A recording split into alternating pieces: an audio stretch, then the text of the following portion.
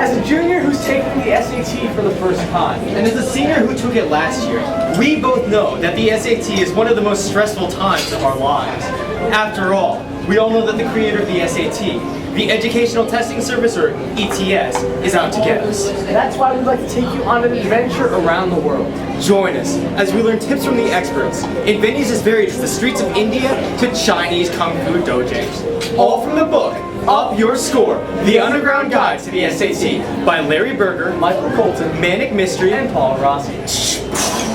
Chapter 1, about the SAT. What's the SAT? The SAT was developed in 1927 because colleges wanted and machines in the of computers. Why do I have to read this book if I want to get into a college? Good question. The answer is you don't. You can choose not to read this book and halfway through the SAT have a nervous breakdown from which you will never fully recover despite decades of psychiatric care, which will lead to all your several marriages and bitter divorces, which will cost you every penny you make as a mediocre professional baller until your life is cut short by an agonizing disease someone finds a cure for a week after no one comes to your funeral. Next question. Chapter 2, the critical reading section. For each sentence completion question, the ETS presents you with a nice, logical sentence.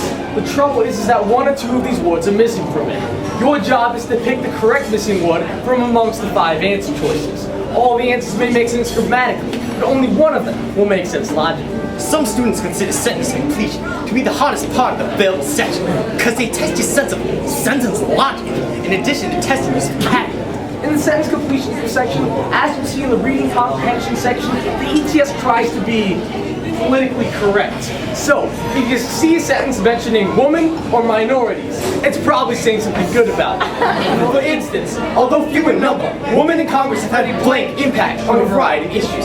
A, an arbitrary. B, a negligent. C, a substantial. D, a minor. E, an avoidant. You could probably get this question right without even looking past the first few words in the sentence.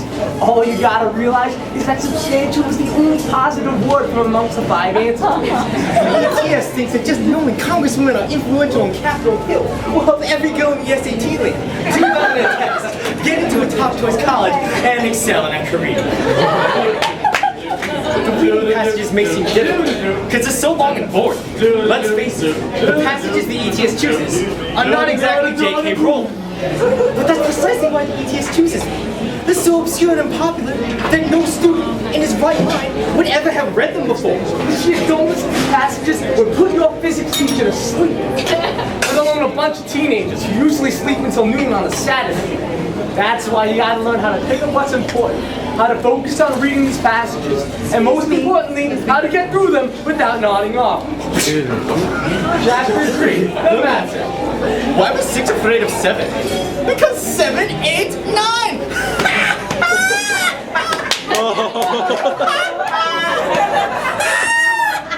With this lame joke as an introduction, we welcome you to the wonderful world of SAT math. As most people know, the appropriate place for doing math is in the bathroom. Use the bathroom in many geometric shapes, square tiles, round rings, cylindrical toilet paper rolls. Second, there is generally ample time for even the most freakish discoveries. In ancient Greek, calculated pi to the 70th digit while relaxing on a pay toilet in 4th century Ithaca. Einstein himself concluded space is bent while trying to catch a slippery ball of soap. And everyone knows that Doc Brown from Back to the Future came up with the flux capacitor and he fell off the can. What we mean to say is that when you're going to the bathroom, you're not doing anything else useful, so you may as well start math.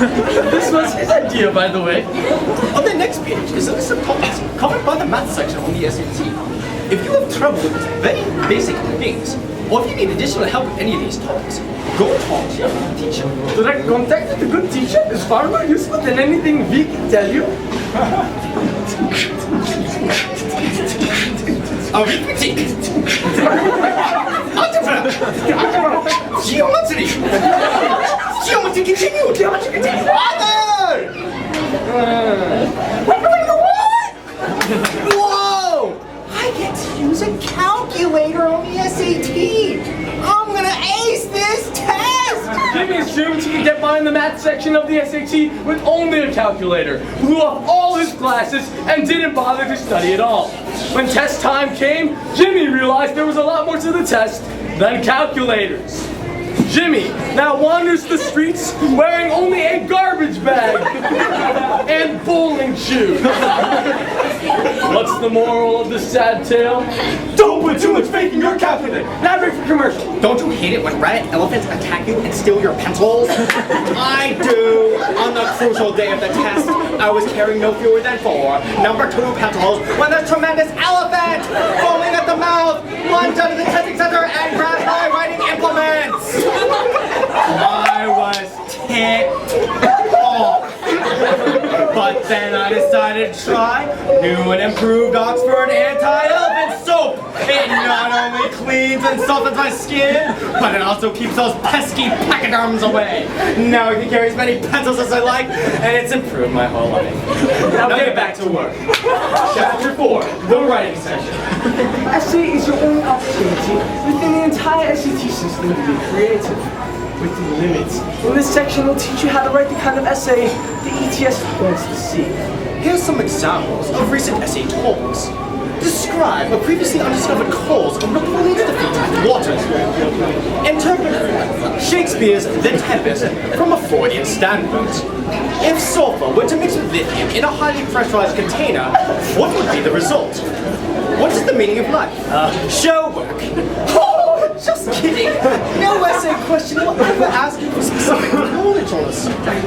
The question will always ask you about a vague concept or to depict the validity of a statement. ETS wants to see if you know the rules of good essay writing. The formula they want is organized just like an old-fashioned first date. An old-fashioned first date has 3 parts: the introduction, the meal, and the good night. 1. The introduction.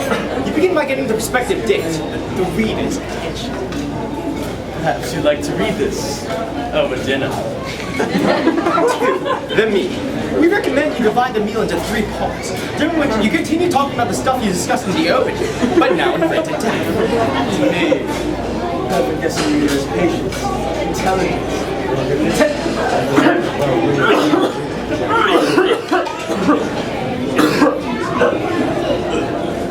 Someone wasn't judge me until she started me out. 3. The goodbye. You conclude by talking about what a wonderful meal you've had. You make hints about your future together. And then, if you get the right signals, there should be one. Yes. This has been a perfect evening. A true 800. Chapter 5, guessing.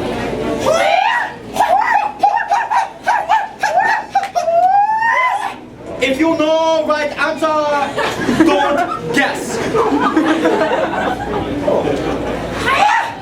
Chapter 6, parting words of advice. Congratulations, you made it through. Or else you're peeking at the end of the book. Maybe you studied everything in a day. Or maybe you started with verbal flashcards 4.5 years ago. Who cares? It's over now. If you watch the test, you'll just take it again on the next test date. If you don't get into the college of your choice, you can choose another one that probably doesn't cost as much and has a better football team. So go outside, look at the stars. There are lots of them. They're millions of miles away. In the grand scheme of the universe, how big of a deal in the SAT really? Chill. You're gonna cruise tomorrow. Sit back. You only live once. And then they send you your score report. Good luck.